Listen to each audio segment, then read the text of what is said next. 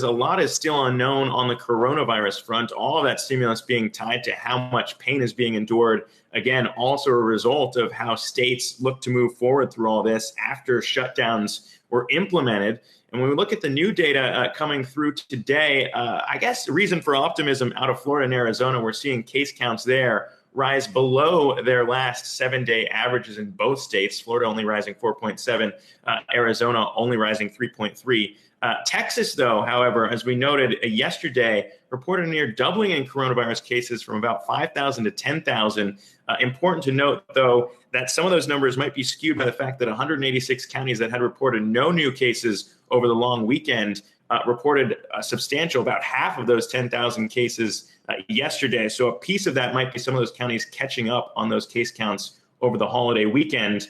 At least you might want to believe that. Also, perhaps worth noting that cities like Houston, San Antonio, that had been leading a lot of the rises here, have not seen new peaks. A bit of a different story in Dallas. So a lot to unpack here in the state of Texas, and I'm pleased to be joined here by our next guest to help unpack all of that. That would be Dr. Durrani, emergency medicine resident physician, PGY3 emergency medicine, and at UT Health San Antonio.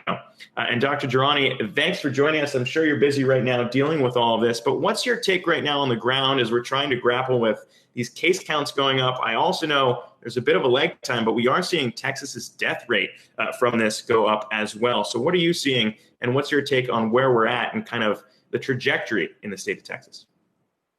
Well, thanks for having me on. I think we are still in a very kind of dangerous zone of flux is what I would call it. All of these indicators that we are following are lagged, so they're 2 to 3 weeks behind what was happening. So, we had Memorial Day, we had a massive surge after that. We're still seeing that surge, and we're kind of seeing the effects of that right now. Now, we had 4th of July events going on, even though parks and things like that were closed. I personally saw a lot of big get-togethers around the city that, driving by, things like that. And so I don't think we're out of the woods yet just at all. I think amongst myself and my physician colleagues, there's a sense of frustration because all of this was preventable if we had placed things like mandatory mask orders, which we do now have in Texas, if we'd done that back in the beginning of May and whatnot. It really is concerning at the hospital that I work at, University Hospital, largest county hospital in Bexar County, San Antonio. We reached our first iteration of ICU capacity and then moved on to surge capacity about 3 weeks ago. And we are now on the third iteration of that. So we're on ICU surge 3. And so the fact that we are still seeing increases in cases, increasing in deaths, and we're still lagging on those indicators is worrying to me personally. And I wonder, the leg there, a lot's been raised about that because we had seen in Florida the age of people reporting positive or turning positive here. When we look at the testing, the age group has risen in that state. We've seen that move steadily higher. The median age of infections rising to 40. That's the highest the state has seen since it began tracking it in June. Curious if the lag time, the reason why we haven't seen deaths tick higher is because you had a younger population maybe participating in the first set of this wave, and it might be even longer than to see it pass to more susceptible populations, older populations in states like Texas. Are you fearing that could turn here in the next couple of weeks? Because we've been waiting for that trend, but it hasn't necessarily happened. Yeah, no, 100%. That is the biggest fear at this point, because even these younger, so over the past week, I'd say most of the patients that I saw were in that 30 to 50 age range. Even amongst that kind of younger group, a bunch of them are getting admitted because they're having breathing difficulties and they're having bad effects from COVID. Now, those individuals obviously are part of that entire community, so they are interacting with their parents, their aunts, their uncles, their friends, and whatnot. And so just because we haven't seen that older group that we were seeing initially back in March and April doesn't mean they're not going to get infected if we don't take the proper precautions that we need to take place. The other scary part about that is, as I mentioned, ICUs are at capacity. So what happens when that older group, 60 and above, 55 and above, do get ill? Are we going to have the resources, the manpower, and the capacity to take care of them the way they need to be taken care of? So we just need to be super cautious at this time. And obviously, you can see why the frustrations are there on your part and counterparts having to deal with this on the front lines. But when we think about susceptibility of younger populations, that was very much the key topic today when we got the update from New York City Mayor Bill de Blasio talking about a potential blended learning program when schools reopen in the fall, with students only in class about 2 to 3 days a week. We also heard from Vice President Mike Pence talking about what he sees as the time to really open schools up. I want to play what he said in terms of pushing for that agenda and get your take on the other side. Here's what he had to say.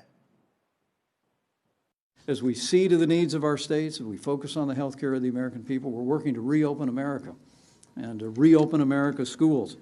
And yesterday, President Trump convened a summit of education leaders and health officials at the White House. And as the president made clear yesterday, it's time. It's time for us to get our kids back to school. And Dr. Durrani, we also heard from President Trump on Twitter talking about how he thought that this was a political move to really keep schools closed and it's important for children and families, which I don't doubt, but also threatened to cut funding off if schools didn't reopen.